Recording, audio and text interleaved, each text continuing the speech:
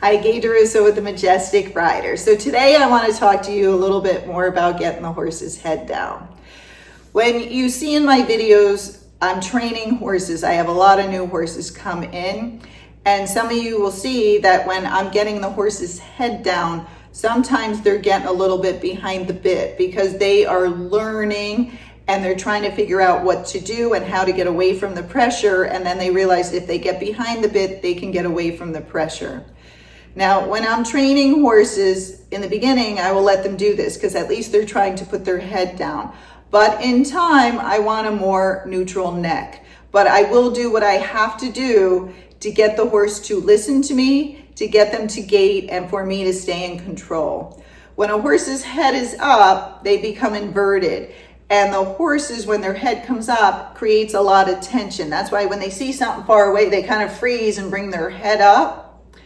That is bringing anxiety up, and it's also bringing their adrenaline up. So when I am on these new horses, sometimes I have to over-exaggerate it because some of them have not been ridden in a while and they're trying to kill me. And so I'm bringing that head down so I have more control.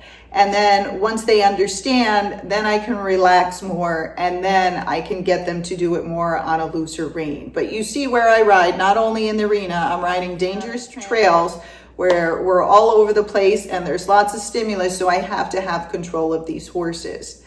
Now, that's just explaining why they might be behind the bit when you're seeing me ride them, okay? And these horses are coming in for training and they're not here super long, so you don't see the later product when the owner's riding it and they can gait it on a looser rein or it's more relaxed and it's trying to help you to learn. So when you're trying to get the horse's head down, and you can watch my video on how to get the horse soft and to give to the bit, you're trying to bring its head down, but each horse is different on how much they need their head brought down to relax their back. And when you bring a horse's head down, but it's arched like this, that can shorten their stride, and it can also cause tension in their back, which can make them pacey or step pacey. So in the end, I want a more neutral neck set or frame because I want them to have relaxation in there. And I don't mind if their head's just down on the vertical, like straight down, or their nose is kind of tipped out a little bit. That's perfectly fine, because with the gaited horses, a lot of them will gait better and have more head shake if their nose is out a little bit, okay? You're gonna see different things as you see different people ride them. But in the end, I want whatever that horse can do comfortably carry us and not injure himself. And so I like them to do that with some engagement, self-carriage, and a more neutral frame. But you need to know that some of the gaits need some higher headsets to help you to get that gait, especially if that horse is trotty. So that's why you'll see some horses do the same gait with the head up, and some horses are doing the same exact gait with their head down, because the person is usually trying to help them stay in gait. So when you're riding these horses, it's not that you want a big arch in their neck and their head tucked in. You're just trying to bring their head down to get them to relax and get the gait. And there are some horses that if they have that round and they look very pretty, that very arched neck, they won't gait well. And you have to get them to relax that neck more, to go a little flatter with their neck, and to relax that spine, and then all of a sudden you'll get a beautiful 4-beat gait. So when you're bringing that horse's head down, each horse has a special area where it will help it to gait. The hard part is you have to figure out where that is. So it's not just getting the head down that helps you, it's getting it in the right spot and with the correct relaxation, okay? Now, this is more so with the horses that are on the pacey side or the horses that keep falling into the pace. That relaxation is gonna help them to gait.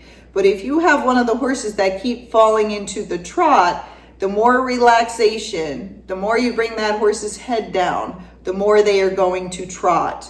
So you're trying to raise that horse's head up a little bit to create some tension to help them find that gait. And when they do, then you rest them, reward them, repeat it over and over. In time, they'll be able to hold that gait better.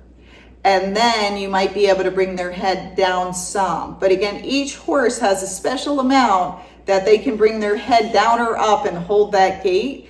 It's up to you to find where it is. And you have to do that just by practicing and making mistakes, or getting a trainer, a gaited trainer who's good to ride that horse and show you how to get it. But just bringing their head down or just bringing their head up does not get the gait. It's about relaxation and it's about tension, and we use the head and neck and spine to help us to get those things. And the more you understand about those things and you can feel relaxation and tension in your horse, the more you ride it and the more you get feel out of it, the easier you will start to find that gait. Okay, so remember, you don't want it overarched. You want their head and neck more neutral and relaxed if it's pacey, and if they're on the trotty side, you're going to have to bring that head up and get some tension in it to help you to get that gait if you're doing this naturally, because I don't do this with any special shoes or heavy weights or anything like that.